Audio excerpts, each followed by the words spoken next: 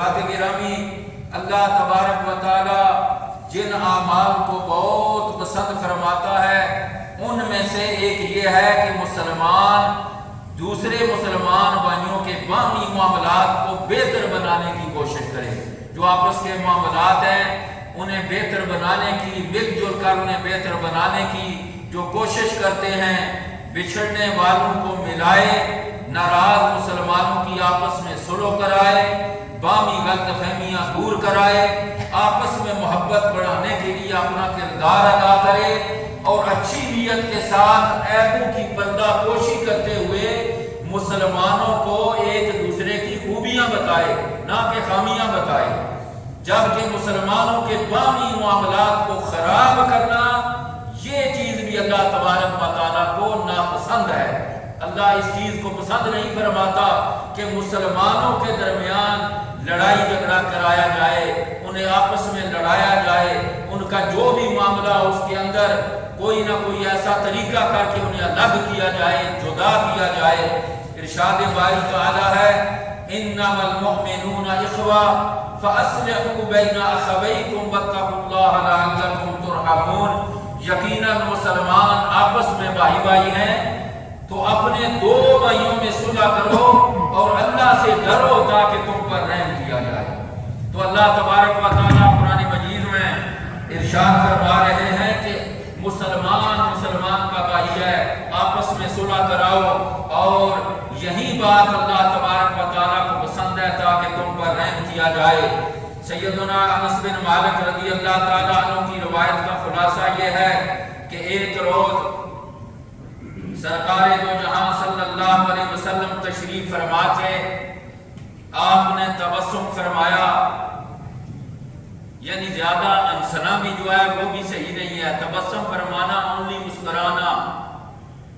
سیدنا عمر فاروق رضی اللہ تعالیٰ عنہ نے عرض کی یا رسول اللہ، میرے ماں باپ آپ پر قربان ہوں، آپ نے کیوں تبسم فرمایا ہے؟ ارشاد ہوا میرے دو امتی اللہ تعالیٰ کی بارگاہ میں دو زانو گر پڑے گے۔ حضور علیہ السلام نے فرمایا کہ میرے تبسم فرمانے کی وجہ یہ ہے کہ میرے دو امتی اللہ تعالیٰ کی بارگاہ میں دو زانو گر پڑیں گے۔ ایک عرض کرے گا یا اللہ میرے اس بھائی سے مجھے انصاف دلا، اس نے مجھ پر ظلم کیا تھا، اور اللہ تعالیٰ اس سے فرمائے گا تو اپنے بھائی کے ساتھ کیا کرے گا، اس کے پاس تو کوئی نیکی بھی باقی نہیں رہی، دیگر مظلوم اسی کی نیکیاں لے چکے ہیں، جن پر اس نے ظلم کیا، دنیا میں زیادتی کی، اس کی ساری نیکیاں تو وہ پہلے ہی بندے لے چکے ہیں، اب اس کے پاس تو کوئی نیکی بھی نہیں ہے۔ وہ عرض کرے گا کہ اس کے پاس نیکیاں نہیں ہیں تو یہ میرے گناہوں کا بوجھ اٹھائے، جو میرے گناہ ہیں اس کے کھاتے میں ڈال دیے جائیں۔ ارشاد فرما کر سرور کائنات صلی اللہ علیہ وسلم کی چشمان مبارک سے آنسو ٹپک پڑے، آپ صلی اللہ علیہ وسلم رو پڑے، فرمایا وہ دن بہت عظیم ہوگا، لوگوں کو ضرورت ہوگی کہ کوئی دوسرا ان کا بوجھ اٹھائے۔ قیامت کے دن کی بات ہو رہی ہے کہ ہر بندہ یہ چاہے گا کہ میرا بوجھ کوئی دوسرا اٹھائے۔ چنانچہ اللہ تعالیٰ مظلوم سے فرمائے گا دیکھ تیرے سامنے کیا ہے، وہ عرض کرے گا اے پروردگار عالم، میں اپنے سامنے سونے کے شہر اور سونے کے محلات دیکھ رہا ہوں جو موتیوں سے آراستہ ہیں، بڑے خوبصورت بنے ہوئے ہیں، تو یہ شہر اور عمدہ محلات کس پیغمبر یا صدیق و شہید کے لیے ہیں؟ وہ بندہ پوچھے گا یہ محل اتنے خوبصورت بنے ہوئے ہیں یہ کس کے لیے ہے؟ یہ نبیوں کے لیے ہے، صدیقوں کے لیے ہے، شہداء کے لیے ہے، کس کے لیے ہیں؟ اللہ تبارک و تعالیٰ فرمائے گا یہ اس کے لیے ہے جو ان کی قیمت ادا کرے گا۔ وہ بندہ عرض کرے گا ان کی قیمت، ان محلات کی قیمت کون ادا کر سکتا ہے؟ اللہ تعالیٰ فرمائے گا تو بھی ان کی قیمت ادا کر سکتا ہے۔ اللہ اس بندے سے فرمائے گا کہ جس کے ساتھ مکالمہ نیکی اور بدی کا ہو رہا ہے، اس سے فرمائے گا تو بھی ان محلات وہ عرض کرے گا کس طرح اے رب کریم؟ اللہ تعالیٰ فرمائے گا اس طرح کہ تو اپنے بھائی کو معاف کر دے۔ بندہ عرض کرے گا یا رب فإنی قد عفوت منہ، یا اللہ میں نے اسے معاف کر دیا۔ اللہ تعالیٰ فرمائے گا فخذ بید اخیک فادخلہ الجنہ، یعنی اپنے بھائی کا ہاتھ پکڑ اور دونوں جنت میں داخل ہو جاؤ۔ تو حضرات گرامی، اگر قیامت کے دن ہی اگر یہ صلح ہو رہی ہے دونوں بھائیوں کے درمیان، اللہ تبارک و تعالیٰ صلح کرا رہا ہے، تو یقیناً یہ عمل اللہ کو پسند ہے۔ کیوں نہ ہم دنیا ہی میں صلح کر کے اپنے وقار، اپنی عزت کو بحال رکھیں۔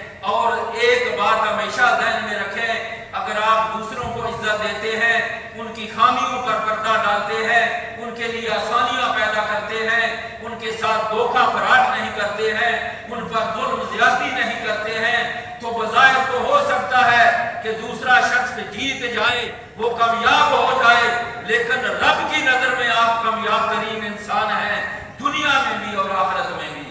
تو ہونا یہ چاہیے تھا کہ اس بندے کو اللہ فرمائے گا جا اس اپنے بھائی کا ہاتھ پکڑ اور جنت میں داخل ہو جا۔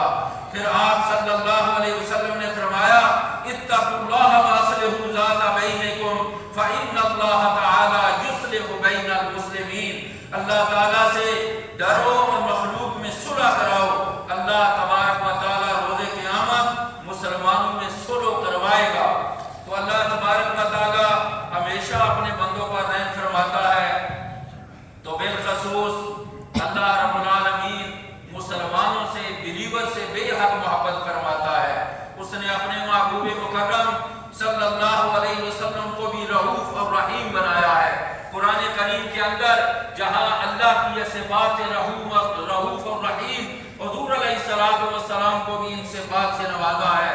جو مسلمان مخلوق خدا پر شفقت مہربانی کرتا ہے، اللہ تبارک و تعالیٰ دونوں جہانوں میں اس کو نوازتا ہے اور اس پر رحمت نازل فرماتا ہے۔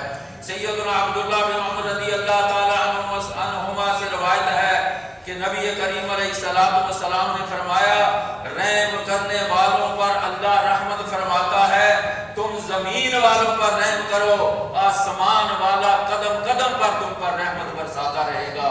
تو حضرات گرامی، انسان تو انسان رہے، جانوروں پر بھی اگر مہربانی کی جائے تو وہ عمل بھی اللہ کی بارگاہ میں ضائع نہیں جاتا، اس پر بھی ریوارڈ ملتا ہے، اس پر بھی نیکی ملتی ہے۔ حدیث مبارکہ میں آتا ہے کہ ایک عورت جو کاروباری قسم کی عورت تھی، جو دھندا کرتی تھی، اپنا جسم بیچتی تھی، وہ ساری زندگی یہ کام کرتی رہی۔ ایک دن اس نے دیکھا ایک کتا کنویں کے قریب بیٹھا ہے، وہ پیاسا ہے، اس نے اپنی جوتی وہ دوپٹے کے ساتھ باندھ کر کنویں سے پانی نکال کر کتے کے منہ میں ڈالا۔ حالانکہ کتے کو ہم نجس سمجھتے ہیں، ناپاک ہے، لیکن اس کے منہ میں پانی ڈالتی ہے، اس کے اندر جان آ جاتی ہے۔ رب کریم نے اس کی ساری زندگی کی بدعمالیوں کو نہیں دیکھا، اس کتے کو پانی پلانے کی برکت سے اللہ نے اس کی بخشش فرما دی۔ تو یہ تو جانوروں پر رحم ہے، جب ہم انسانوں پر رحم کریں گے، اپنے بھائیوں پر رحم کریں گے، تو اللہ تبارک و تعالی انشاءاللہ ہر رحمت سے اور ہر فضل سے ہمیں نوازے گا۔ اس وقت تقریباً ہر شخص جو ہے وہ مشکل حالات سے گزر رہا ہے، اور ایسے میں ہمیں اپنا جائزہ لینا چاہیے کہ کیا ہم کمزوروں کا سہارا بن رہے ہیں؟ ہم سے کوئی چیز خریدنے والا مالی اعتبار سے پریشان تو کیا اسے کچھ کم داموں میں اسے دیتے ہیں جسے ہم خرید رہے ہیں؟ اگر وہ مجبور لگتا ہے تو کیا اس سے قیمت جو ہے وہ کچھ زیادہ دیتے ہیں؟ کیا اپنے ماتحت افراد کی کوتاہیوں کو معاف کرتے ہیں یا بات بات پر ڈانٹتے ہیں؟ اپنے رشتہ داروں بالخصوص بوڑھے والدین کی خدمت اور ان سے حسن سلوک کرتے ہیں؟ دوسرے مسلمانوں پر غم کی کیفیت ہو تو کیا ہمارے دل ان کے ساتھ نہ رکھتے ہیں؟ یہ ساری چیزیں سوچنے کی ہیں۔ اللہ تبارک و تعالیٰ اہل مسلمان ہمیں عمل کی توفیق عطا فرمائے۔ یہ دنیاوی معاملات کے اندر ڈیلنگ کرتے وقت، معاملات کرتے وقت جب ہم دوسروں کے لیے آسانیاں پیدا کریں گے تو رب کائنات ہمارے لیے آسانیاں پیدا فرمائے گا۔ اللہ تبارک و تعالیٰ عمل کی توفیق عطا فرمائے اور دنیا دنیا کے اندر جتنے ہمارے مسلمان بھائی بہنیں مشکلات کے اندر ہیں، ہمیں ان کا دست و بازو بننے کی توفیق عطا فرمائے، اور ان کی جو مشکلیں ہیں ان کو مل جل کر ہم سب کو حل کرنے کی توفیق عطا فرمائے۔ وآخر دعوانا ان الحمد للہ رب